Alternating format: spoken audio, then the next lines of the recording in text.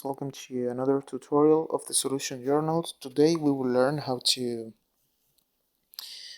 create a premium account on Spotify, and you got two options. The first option is when you are creating the account, you need to put your email and create a password, and after that Spotify give it to you the option to buy a premium plan. Before you finish your process or of create your account. But in that way I teach you. I create an account without a premium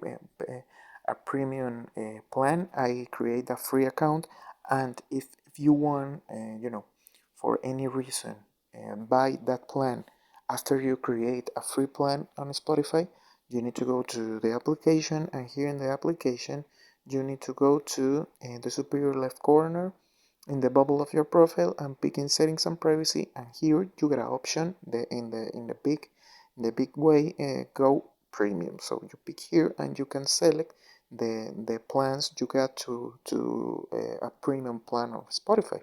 So you pick in conseguir premium plan. This is a get a premium plan in English, and that's it. You can choose the plan and buy that plan. So this is the process. I hope this tutorial was helpful for you. Follow us for more content.